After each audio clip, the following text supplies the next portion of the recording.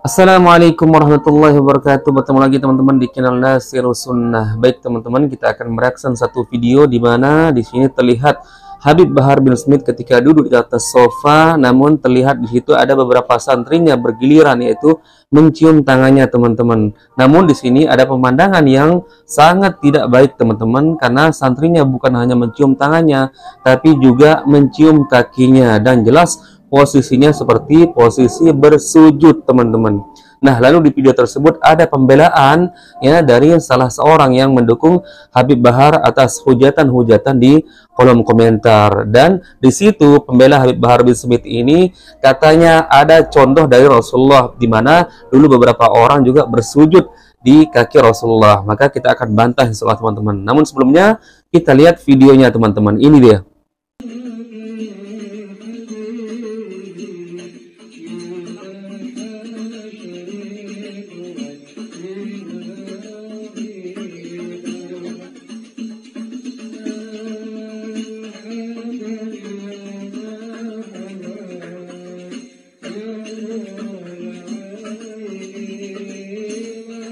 Itu dia tadi videonya.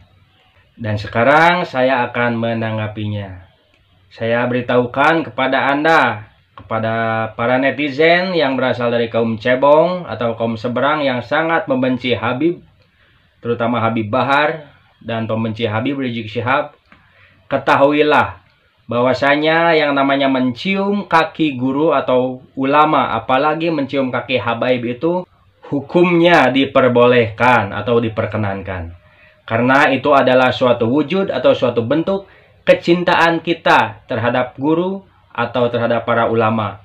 Dan itu pun terjadi di zaman Rasulullah Muhammad SAW, bahwasanya banyak umat yang mencium kaki baginda Rasulullah Muhammad SAW. Oh iya teman-teman, itu dia videonya sudah kita saksikan teman-teman. Teman-teman sudah bisa melihat dengan jelas teman-teman, di situ ada beberapa santri yang bersalaman kemudian mencium kaki Habib Bahar bin Smith secara bergiliran. Kemudian di situ ada pembelaan dari salah seorang yang mendukung Habib Bahar bin Smith. Baik teman-teman, sebelumnya teman-teman kita akan perjelas dulu. Teman-teman bisa lihat di situ posisi santri tersebut mencium tangan kemudian mencium kaki dengan posisi seperti bersujud teman-teman. Lalu dikatakan oleh pembelanya ini boleh karena sudah ada contoh dari Rasulullah di zaman dahulu ketika ada beberapa orang juga yang mencium atau bersujud di hadapan Rasulullah. Baik teman-teman, bantahannya adalah justru ini datang dari hadis Rasulullah SAW di mana beliau bersabda, seandainya aku boleh memerintahkan manusia untuk bersujud selain kepada Allah Azza wa Jalla, maka aku akan perintahkan wanita untuk bersujud kepada suaminya. Jelas teman-teman, di sini terbantahkan teman-teman. Nah, makanya Rasulullah mengatakan seandainya diperbolehkan seorang manusia itu sujud kepada selain Allah, maka Rasulullah akan perintahkan kepada wanita untuk bersujud kepada suaminya. Karena bisa jadi maksudnya di sini seorang suami itu adalah salah satu kunci dari surga seorang wanita. Bahkan dalam hadis disebutkan seandainya seorang wanita mentaati suaminya, kemudian menjalankan sholat 5 waktu, kemudian berpuasa Ramadan, bersedekah dan yang lainnya, maka kelak di akhirat dia akan diperintahkan masuk surga dari pintu surga yang mana saja dia inginkan. Maka jelas di sini teman-teman terbantahkan. Ya, pembelanya mengatakan sudah ada contoh dari Rasulullah. Ternyata Rasulullah sendiri ya melarang untuk bersujud, dan seandainya diperbolehkan bersujud manusia kepada selain Allah, maka seorang wanita lah yang akan diperintahkan bersujud kepada suaminya. Karena salah satu kunci surga seorang wanita ada pada ketaatan kepada suaminya. Nah, kemudian teman-teman kita akan bantah lagi.